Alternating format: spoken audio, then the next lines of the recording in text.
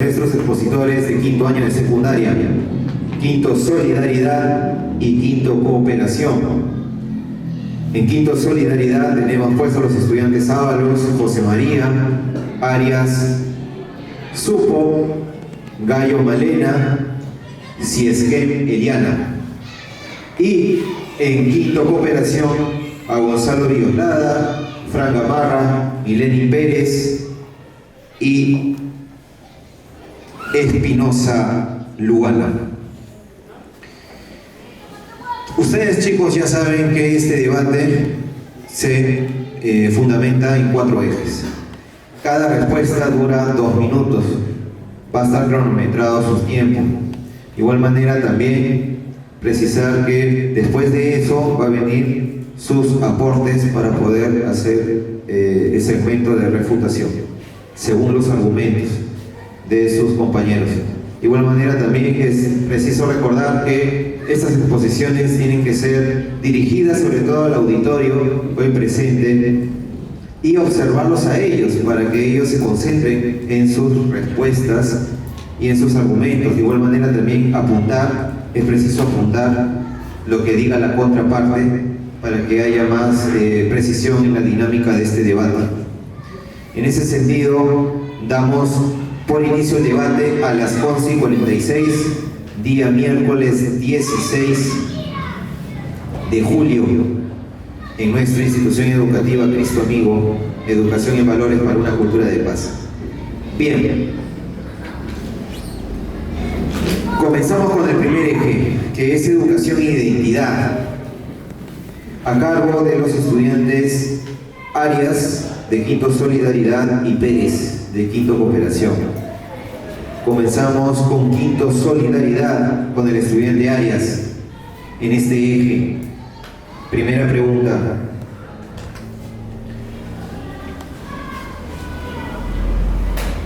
¿Debe el Perú priorizar la inversión en educación por encima de otras áreas como seguridad e infraestructura? Tenemos 2 minutos para responder. Hola. Primero que todo, muy buenas tardes. Gracias por pasarme la palabra. Ya, respecto a la pregunta sobre si debe priorizar la educación por encima de la seguridad e infraestructura, primero quiero aclarar que estos 2 últimos puntos que menciono, que es la seguridad y la infraestructura, no se pueden dar a cabo si no tenemos una buena educación de por medio.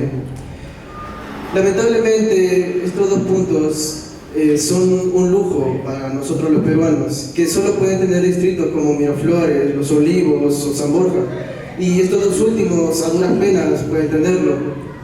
No podemos tener una buena seguridad si no hay unos buenos valores en nuestros jóvenes, y no podemos tener una buena infraestructura si no hay buenos ingenieros ni obreros comprometidos a construir las obras. Por todo esto, yo quiero pensar que es mejor priorizar una inversión en educación, pero claro, es más fácil decirlo que hacerlo. Para esto podemos seguir ejemplos a muchas potencias mundiales con una buena infraestructura y una buena seguridad, como Suiza o China. Podremos seguir de ejemplo a la educación china, que si bien es muy estricta y bastante agotadora para los jóvenes,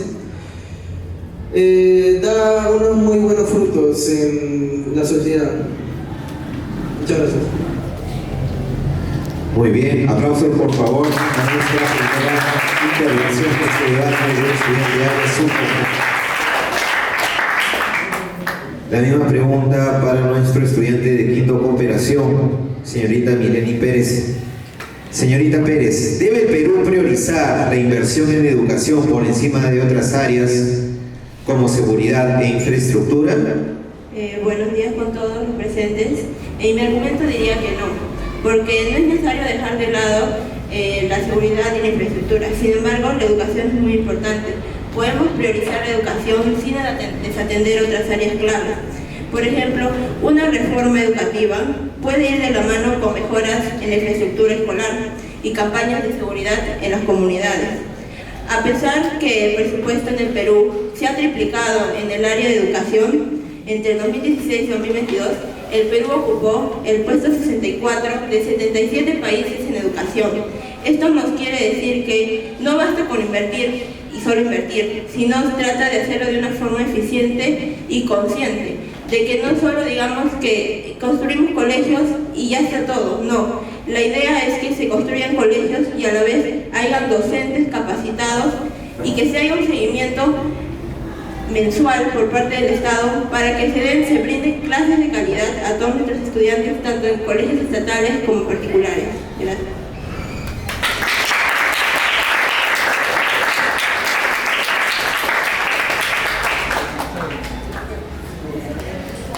Así es, ¿no? Precisamente ella habló de una reforma educativa, que no hay necesidad de dejar o de priorizar solamente la educación, sino que va de la mano con otras áreas. Muy bien. Seguimos con este primer eje en educación e identidad. Vamos con la segunda pregunta. El día de hoy, siendo las 11:50 de la mañana, en este debate de Cristo Amigo, vamos con el estudiante Arias, de Quinto Solidaridad. Ante la pregunta,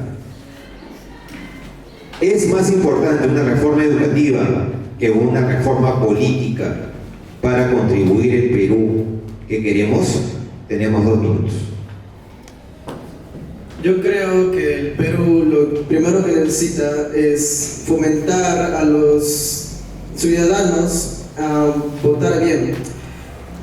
Políticos buenos siempre va a haber, pero nunca con una relevancia tan grande como lo que pueden tener grandes nombres, ¿no?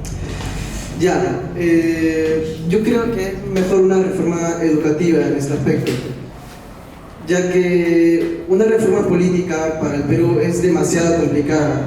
Hay demasiadas mañas, demasiados problemas en todo eso. Bueno, eso. Gracias.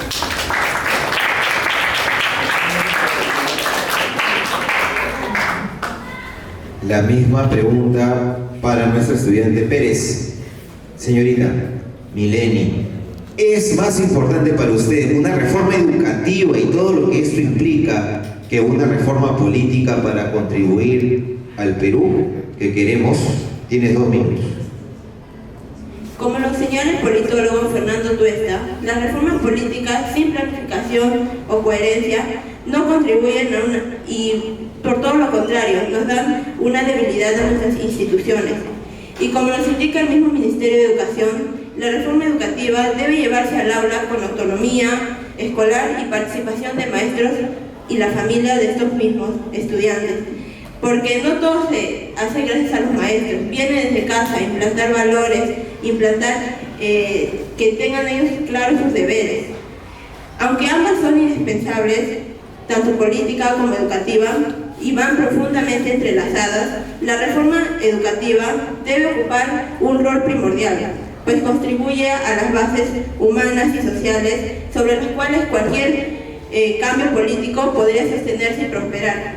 En mi conclusión podría decir que una reforma educativa debe ser el eje principal de un proyecto nacional, no porque la reforma política no sea necesaria, sino porque solo una ciudadanía educada puede sostener un sistema político sólido, exigir transparencia y construir el Perú que queremos, justo, próspero y democrático. Gracias.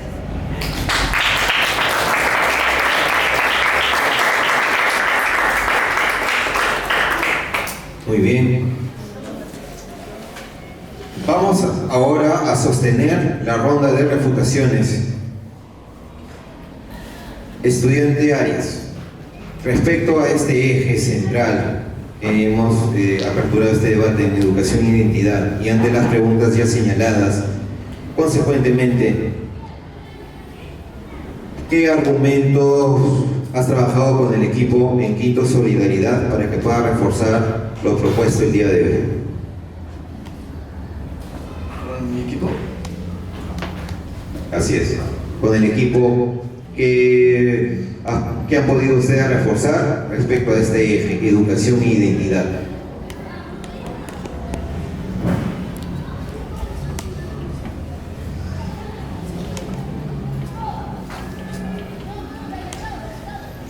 Bueno, todos estamos de acuerdo en que en la primera pregunta que usted me hizo, los 3 puntos son muy importantes y no debemos dejar de lado ninguno.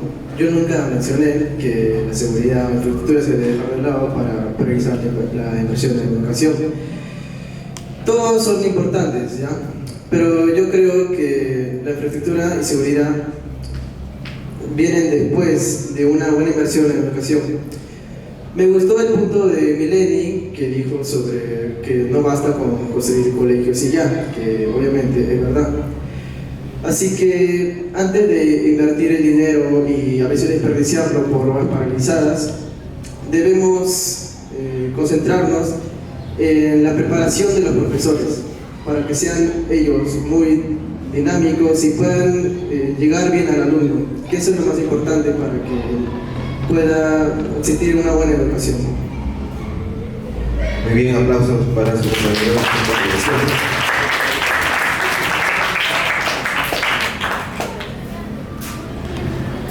Estudiante Pérez, ¿qué nos podrían usted reforzar? ¿Qué podría usted reforzar su idea ya establecida ante todos nosotros? ¿Algún comentario? Tienes 1 minuto. La educación en el Perú hoy en día está siendo dejada de lado, y no solo por nuestros gobernantes, sino por los mismos adolescentes.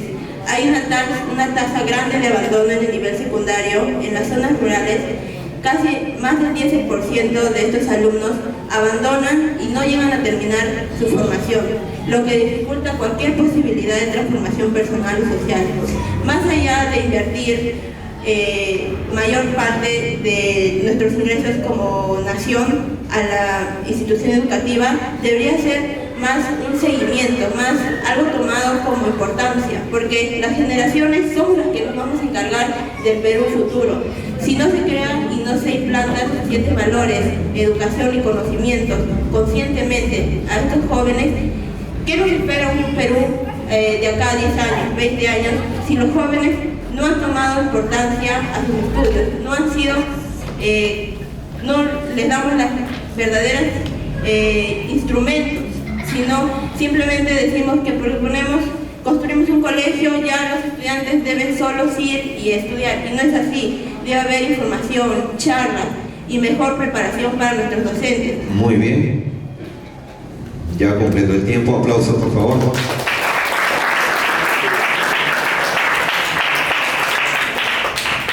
Ya los expositores de este 5º año de secundaria han dado ya sus propuestas y sus comentarios al respecto de la educación como eje central, ¿verdad?, para nuestra identidad nacional y respecto a estos cambios que necesitamos como una especie de modelo nacional, ¿no?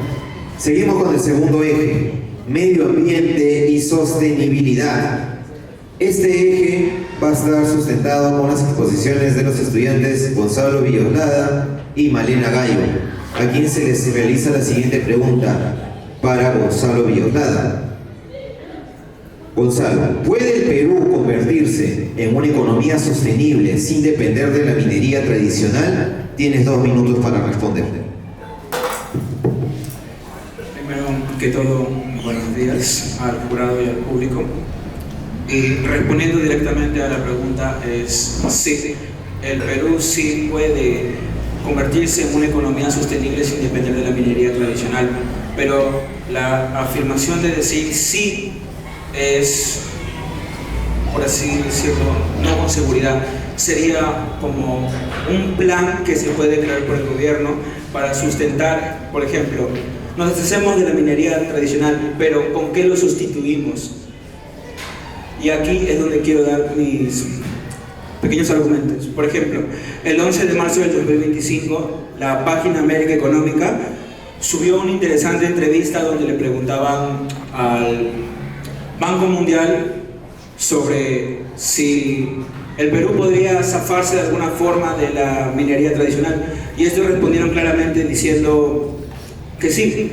El Perú, aunque parezca que por siglos ha dependido de la minería tradicional, su punto más fuerte es la agricultura, que ellos dijeron, ¿por qué se enfocan tanto en la minería tradicional y no intentan también esa economía, ese beneficio que le dan todas las importaciones, todo el dinero que se dedican a la producción y la expansión de la minería tradicional, ¿por qué no en la agricultura? Por ejemplo, otro informe, el 31 de enero del 2025, la página Reuters subió una noticia sobre el ministro de Agricultura peruano, Ángel Manero. Dijo, el Perú sí, es el segundo exportador mundial de cobre, pero dijo que la agricultura puede sustentar la falta de la minería tradicional para un mediado del 2050. Para el 2040 dijeron que las ganancias que se esperan de la agricultura son demasiado altas que podrían... Muy bien, terminó el tiempo. Estudiante Gonzalo Violada, aplausos para los estudiantes. Ha mencionado, por ejemplo, ¿no?, una fuente bastante confiable de periodistas, la agencia Reuters, ¿no? Muy bien. La misma pregunta para la estudiante Malena Gallo, de 5º año, Solidaridad. Malena, ¿puede el Perú convertirse en una economía sostenible a través del tiempo sin depender de la minería tradicional? Ante todo, buenos días a los presentes en la sala. Y respondiendo a la pregunta hecha, sí, es posible que el Perú tenga una buena economía sin depender tanto de la minería tradicional, y a continuación explicaré por qué. Actualmente, más del 60% de nuestras exportaciones provienen de la minería. Sin embargo, esta dependencia nos hace vulnerables como país. Por eso es importante preguntarnos si realmente hay otro camino, y nosotros les venimos a decir que sí lo hay. Hablando sobre la diversificación económica, el cual se refiere a que el Perú cuenta con una gran variedad de sectores con gran potencial, como la agricultura, la pesca y el turismo, entre otros.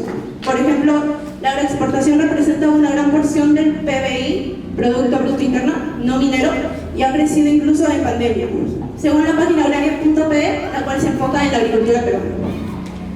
Sobre el impacto ambiental de la minería, esta misma perjudica a nuestro país, provocando deforestación, contaminación de ríos y contaminación en general a nuestra biodiversidad. Como ya ha sucedido, Madre de Dios ha sufrido graves daños por la minería legal y formal. Además, poco a poco la economía mundial está dirigiéndose hacia modelos verdes. Por lo tanto, el Perú debe alinearse hacia ese futuro más prometedor. Construir un futuro sostenible no es una opción, es una obligación para nuestras futuras generaciones. Gracias.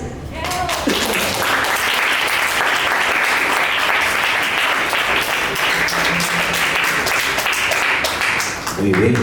Claro está también recordar que los compañeros pueden apoyar con sus aplausos ante las intervenciones de estos chicos expositores. Pasamos a la segunda pregunta de este eje. Estamos en el eje de medio ambiente y sostenibilidad. Gonzalo, para usted, ¿el Perú que queremos puede lograrse sin un compromiso ambiental? Tienes 2 minutos.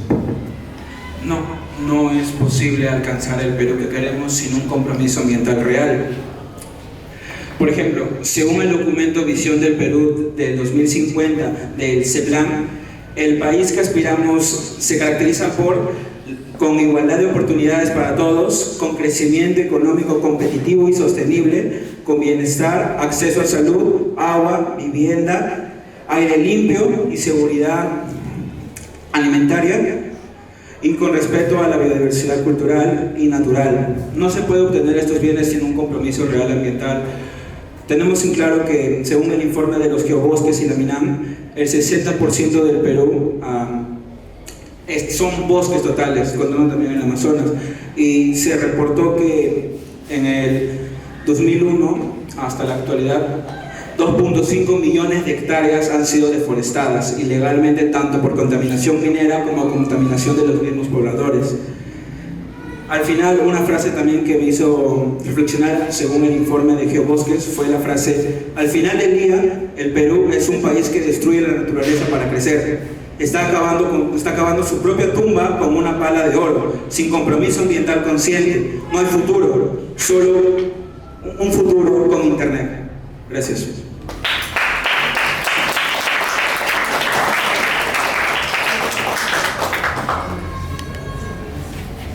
Pregunta para Malena Gallo. La misma pregunta. ¿El Perú que queremos puede lograrse sin un compromiso ambiental real? Tienes 2 minutos. El Perú que soñamos, un país justo, próspero y estable, no es posible sin un auténtico compromiso ambiental. Nuestra riqueza natural es una base fundamental para el desarrollo y su deterioro podría perjudicar futuros planes para el avance del país. Primeramente, la economía dependiente de los recursos naturales. Nuestro país depende en gran medida de sectores como la agricultura, pesca, turismo, entre otros, como lo dije anteriormente. Estas actividades se verán afectadas si hubiera un cambio climático muy grave por la contaminación. Por ejemplo, la pesca se ha visto afectada por el calentamiento del mar debido al cambio climático. La justicia social y salud pública. Las poblaciones más pobres son las más afectadas por la contaminación de sectores como la minería. Un desarrollo sin el compromiso ambiental que buscamos fomentaría la desigualdad. Por ejemplo, casos como La Oroya o Pasco muestran cómo el daño ambiental afecta gravemente la salud de comunidades enteras. Gracias.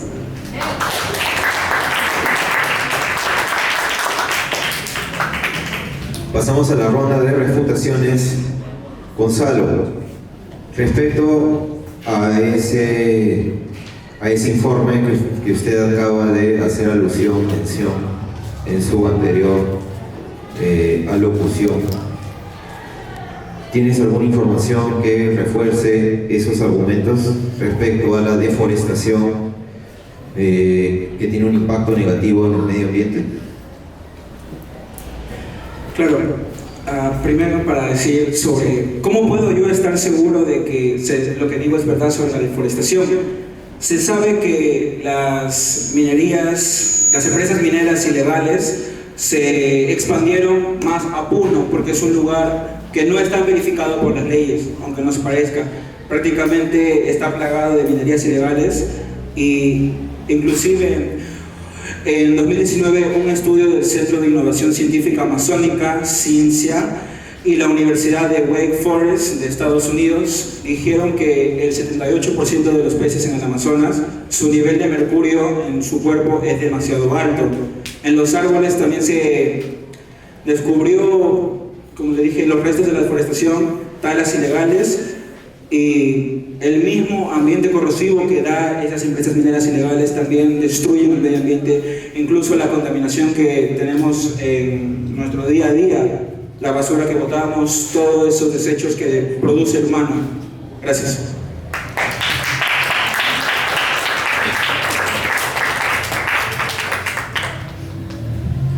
Muy bien, respecto a ese punto de vista sobre el impacto ambiental, y no solamente eso, sino también el impacto a nosotros como seres humanos en estas prácticas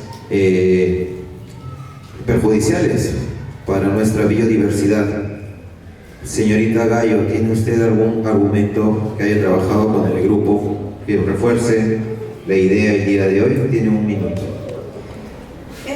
En realidad estoy totalmente de acuerdo con mi compañero Gonzalo y todo mi equipo lo está, y hay bastantes puntos que destacar porque de por sí el cambio climático que está sufriendo el Perú gracias a la contaminación y al descuidado que hubo en el sector ambiental lo estamos viviendo ahora mismo, y eso nos puede perjudicar mucho en un futuro, como por ejemplo lo dijo él con los ejemplos que dio. Pero pienso que no es necesario dar tantos ejemplos porque nosotros mismos estamos viviendo eso, y tenemos que hacer algo al respecto para el bien de nuestro país y el bien de nuestras futuras generaciones. Gracias. Gracias.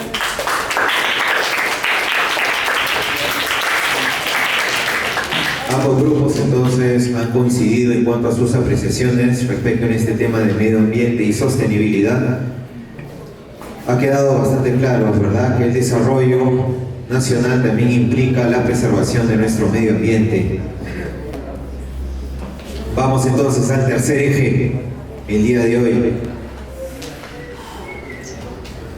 ¿Cuál es el tema que nos concita? Política y gobernabilidad, a cargo de los estudiantes José María Ábalos y Luana Espinosa, representando sus respectivos a los respectivos valores, solidaridad y cooperación. Primera pregunta para Luana Espinosa.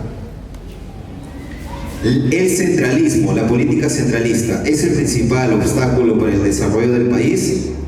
Tenemos 2 minutos. El centralismo no es el principal obstáculo estructural para el desarrollo equitativo del país, pero es uno de ellos.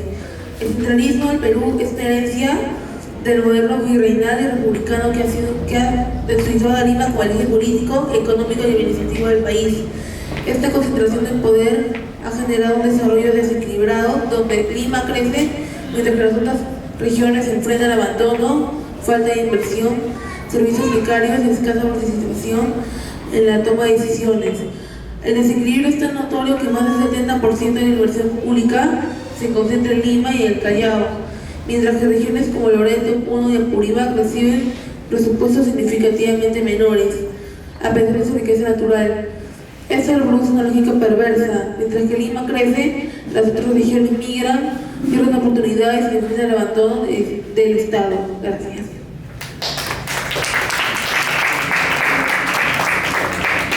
Muy bien. Recordamos también que los argumentos tienen que estar apoyados en sus textos, pero asimismo poder argumentar mirando pues a nuestros estudiantes, al público que hoy nos observa, y sostener de una manera más articulada nuestro debate. La pregunta va ahora para el estudiante Ábalos José María. Señor José María, ¿el centralismo es el principal obstáculo para el desarrollo del país? Tiene 2 minutos. ¿Qué tal? Muy buenas tardes a todos los presentes. A su pregunta, el centralismo en sí, para tener en cuenta, es un obstáculo fundamental, pero sin embargo no es el problema principal. Es un problema más estructural. Por ejemplo, la corrupción en todos los niveles del Perú. También está la falta de capacidad técnica en gobiernos subnacionales, al igual que la descentralización mal diseñada. Hablando de la corrupción, tocaremos el tema de que en el año 2024 hubo un reporte de la Contraloría General de la República que indica que el problema no solo es Lima, sino en gobiernos regionales como Ancash, Arequipa, Tumbes, Puno o Junín. Hay varios gobernantes los cuales están procesados o presos por temas de corrupción. Al igual que en el año 2024 hubo una evaluación de gestión pública hecha por el Ministerio de Economía y Finanzas, la cual indica que hay una falta de capacidad técnica en gobiernos nacionales que se descubre que millones de soles son referidos al Ministerio de Economía y Finanzas, la cual es por incapacidad de gastos, más que por falla de recursos. O sea, hay más fallo en la capacidad de un gobernante de una nación frente a lo que es un problema más grande que es la falta de recursos. Ahora, tocando el tema de la descentralización, en el año 2002 hubo lo que es la descentralización. O sea, no se ubicó solamente Lima, sino también Junín, Ancash, Puno y Tumbes, como lo he repetido. Por ende, creo yo que no es un problema principal, sino es uno de los temas fundamentales que hay en el Perú. Muy bien, entonces, esta fue la intervención.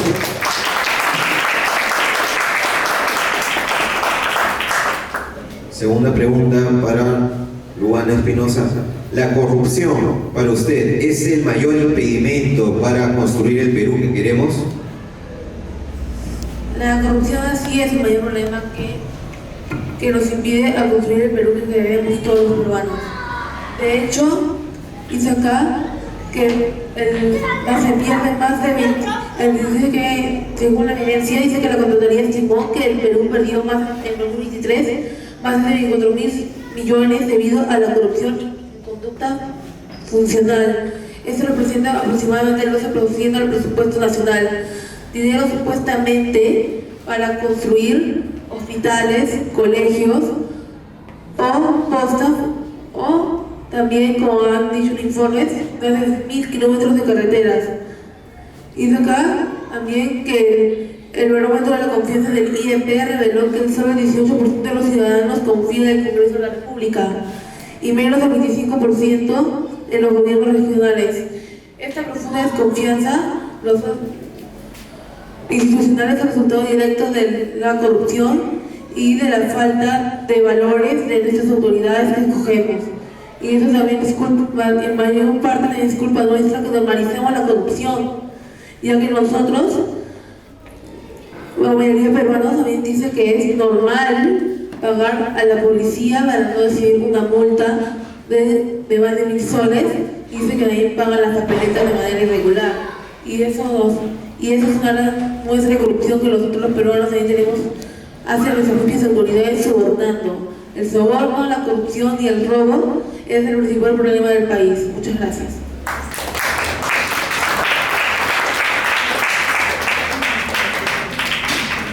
El mismo tema y la misma pregunta para nuestro estudiante Ábalos José María. ¿La corrupción para usted es el mayor impedimento para construir el Perú que ustedes los jóvenes quieren? A ver, no, en sí no. La corrupción en sí es lo que mina la confianza en la población.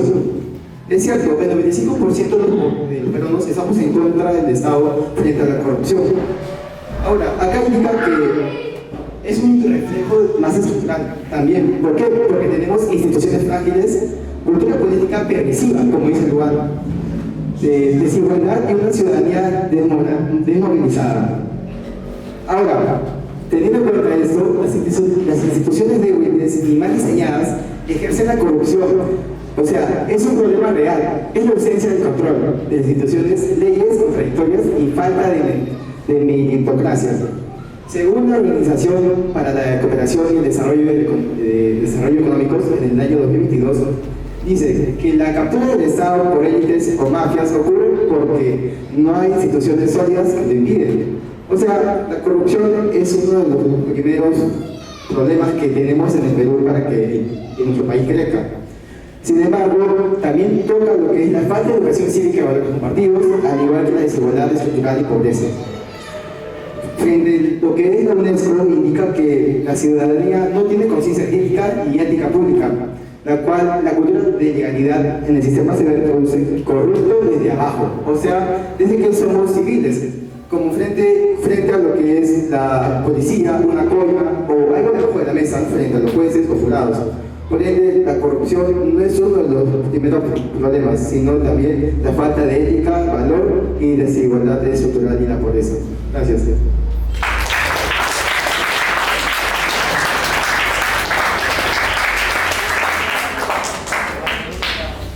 Muy bien. Ambas partes entonces han manifestado sus puntos de vista y han coincidido entonces pues que la corrupción es un tema que hay que abordar con suma urgencia. Pasamos entonces al último eje en este debate en Cristo Amigo, día miércoles. Cuarto eje, cultura e identidad nacional. Por supuesto, nuestro debate tiene que reforzar esta parte, ¿no? Ya que ustedes como jóvenes tienen un amplio trayecto todavía por recorrer en sus diversas áreas, de las cuales ustedes van a elegir muy pronto, ya futuros egresados. En este eje van a intervenir los estudiantes o los estudiantes Eliana Ciasquén de Quinto Solidaridad y Frank Gamarra de Quinto Cooperación. Eliana, los jóvenes peruanos como tú, por ejemplo, ¿valoran lo suficiente las expresiones culturales del país? ¿Crees eso? Fundamenta, por favor, tienes 2 minutos. Gracias. Buenos días al jurado, buenos días a mis compañeros, profesores y a todos los presentes. Respondiendo a su pregunta, los jóvenes peruanos sí valoramos las expresiones culturales del país.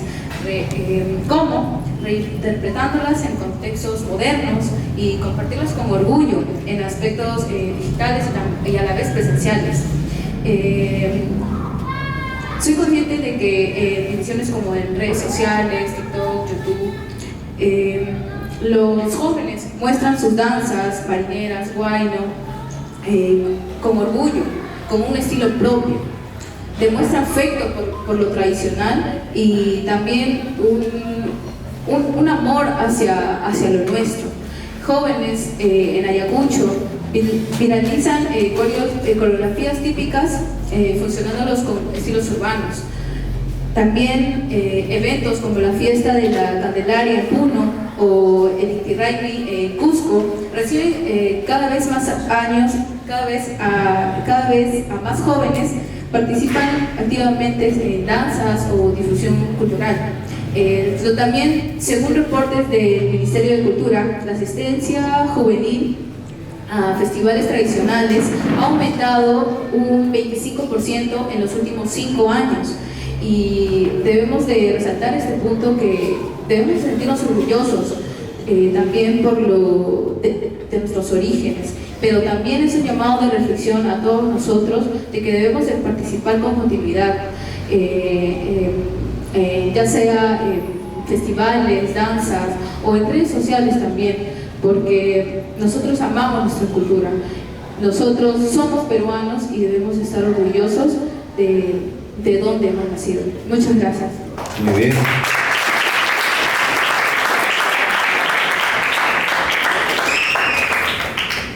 Frank, los jóvenes peruanos como usted, ¿valoran lo suficiente las expresiones culturales del Perú? Buenos días a todos en primer lugar. Respondiendo a su pregunta, no. Y voy a argumentar por qué. Primero tenemos que tener en cuenta qué es una expresión cultural, la cual una expresión cultural es cuando es las formas en cómo los individuos, grupos celebran y comparten ideas, actividades, manifestaciones, danzas, música, etc. Pero estas formas también pueden ser tanto tangibles e intangibles. Teniendo esto como base y también rescatando que la UNESCO menciona que 12 de nuestras expresiones culturales están en lista del patrimonio cultural no nacional, no por cada país, sino estamos hablando de la humanidad. O sea que evidencia de la enorme riqueza y herencia cultural que tenemos nosotros como peruanos. Ahora, sin desviarnos tanto del tema, ¿por qué no valoramos y nos sentimos avergonzados? Porque ciertamente es una realidad que muchos de los jóvenes peruanos nos sentimos avergonzados. Y no solo hablo de ir a una danza, sino incluso de nuestras propias apariencias físicas, nuestros rasgos, etc. ¿Pero a qué se debe esto?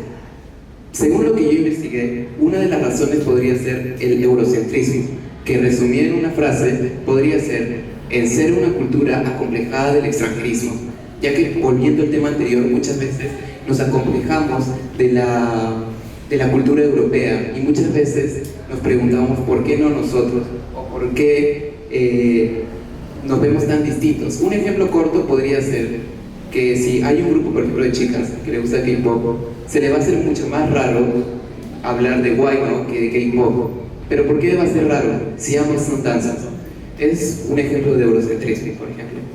Sin irnos tanto del tema, si no existiera y si nosotros realmente valoráramos esto, terminó el tiempo. No seríamos ni identidad ni orgullo. Terminó el tiempo. Justo.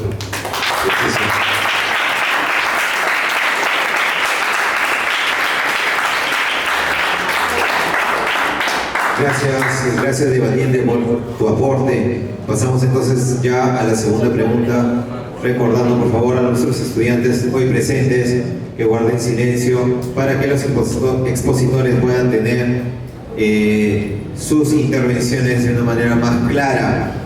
Pregunta para Eliana: ¿conocemos y valoramos adecuadamente nuestras culturas originarias? Tienes 2 minutos. Gracias. Yo creo que sí.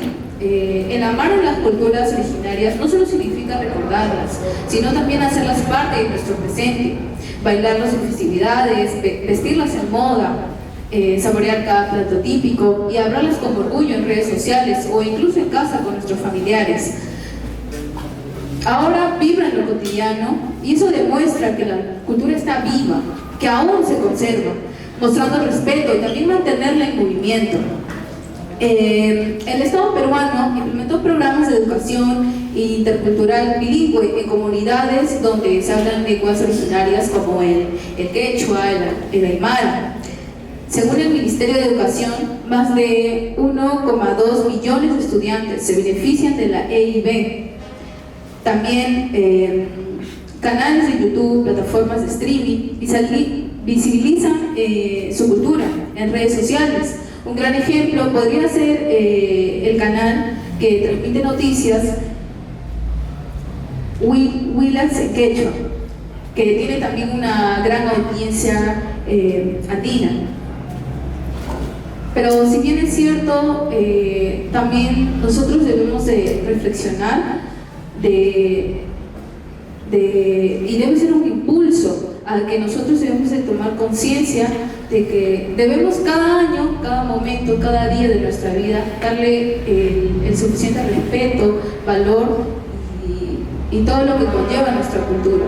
Debemos de seguir esforzándonos cada día, cada año, y también tomar conciencia de nosotros mismos y de nuestras propias acciones. Gracias.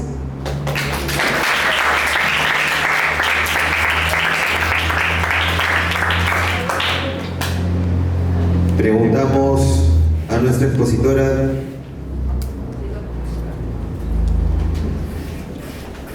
A nuestro expositor Frank Gamarra, de Quinto Cooperación. De igual manera, ¿conocemos y valoramos para usted adecuadamente nuestras culturas originarias? Tienes 2 minutos. Muchas gracias. Quisiera empezar con una cita, la cual dice: la ignorancia de nuestra propia historia es la raíz de nuestra debilidad.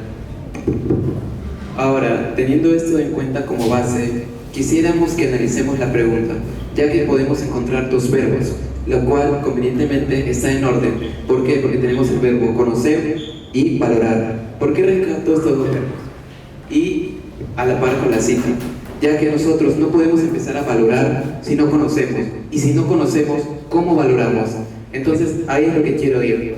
¿Cómo nosotros podemos valorar y empatizar con nuestros héroes que a lo largo de la historia derramaron sangre, lloraron, sudaron?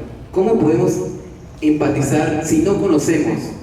Si no conocemos su historia, su trasfondo, nuestra historia, porque no estoy hablando solo de los héroes, sino nuestra propia historia, nuestra independencia, nuestros héroes, nuestros ancestros, costumbres, danzas. ¿Cómo podemos valorarlas si es que no conocemos? Por eso mismo, el día de hoy vengo a exhortar a cada uno y decirles que debemos empezar a valorar a nuestra cultura.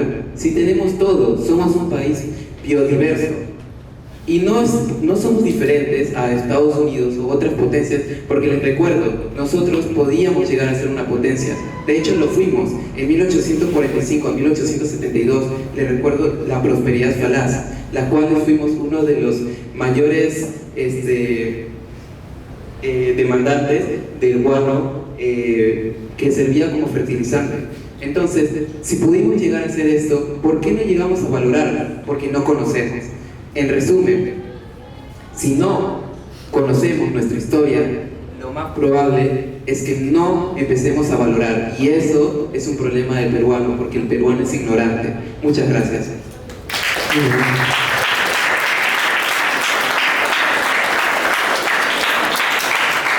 Sí, para precisar, éramos mayores productores de guano. Los demandantes eran, por ejemplo, potencias europeas como Gran Bretaña en el siglo XIX, casi a las postrimerías del siglo XIX, inicio del siglo XX. Prosperidad falaz. Muy bien, en ese sentido nos colocamos ahora en la ronda de refutaciones de este último eje número 4. Estamos abordando temas de la cultura peruana y nuestra identidad nacional. Eliana, ¿tienes algún argumento que reforzar en este último eje? Tenemos 1 minuto para que puedas exponer. Ok, bueno, yo voy a reafirmar mi postura. Yo estoy de acuerdo con que los jóvenes de hoy en día valoramos nuestra cultura, y a la vez el conocer viene de la educación que recibimos de nuestros maestros en cada aula, en cada escuela, instituto, universidad. También de que el propio país da el reconocimiento oficial en celebraciones nacionales, y de que también así como nosotros podemos decir que estamos orgullosos y podemos reafirmar. También va más allá a las acciones y decisiones que nosotros tomamos día a día. Muy bien. Gracias. Perfecto, aplausos para la intervención de los estudiantes. Gamarra, nos dijiste algo muy importante respecto al eurocentrismo, ¿verdad? ¿Crees tú que en esta intervención puedas exponer esa idea con más claridad para toda nuestra audiencia? Y también una frase que dijiste, ¿verdad? Y la estoy parafraseando: nuestra debilidad es no conocernos a nosotros mismos, y como tú lo mencionaste, nuestra cultura, nuestra herencia nacional. Entonces, tienes un minuto para reforzar esa idea, o quizás algún comentario respecto a la idea de la estudiante Eliana de Quinto Solidaridad. Tenemos un minuto, comenzamos ahora. Ok, reforzando lo del eurocentrismo, primero tenemos que tener en cuenta que euro viene obviamente de la palabra Europa. ¿Y por qué mencioné eurocentrismo? Como ya le expliqué hace un momento, el eurocentrismo se basa en cómo en los estereotipos europeos. No solo hablo de estereotipos físicos, como puede ser la apariencia, también hablo de estereotipos tipo danza o costumbres, o incluso hasta la moda en vestimenta, etc. Hasta incluso en la forma de hablar. A eso me refiero con eurocentrismo, porque hay que admitir que la gran mayoría de aquí seguramente pasará mayor tiempo en una plataforma digital de comunicación o sociabilidad. Y eso influye mucho, sobre todo los estándares, que es lo que más he visto que influye más en las personas, en los peruanos, en nuestros rasgos. ¿Cuál era la otra pregunta? Disculpe. Sí, justo se acaba de culminar el tiempo.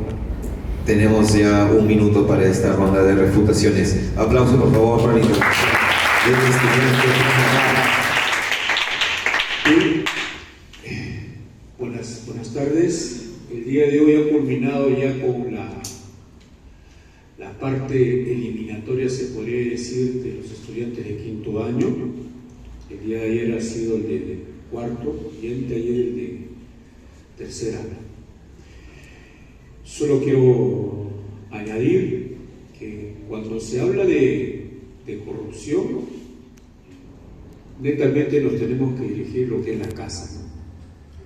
Porque en casa se enseña valores, y la práctica de valores es importante porque muchos de nosotros vamos a participar de cargos públicos, y cuando hablamos de cargos públicos hablamos justamente de instituciones del Estado, y en las instituciones del Estado se ejerce el poder, y cuando hace uno mal uso de ese poder, entonces se llama corrupción. Bueno, entonces, la corrupción es una enfermedad en valores y una enfermedad también social. Ustedes son parte de este cambio, si es que ustedes creen que es así,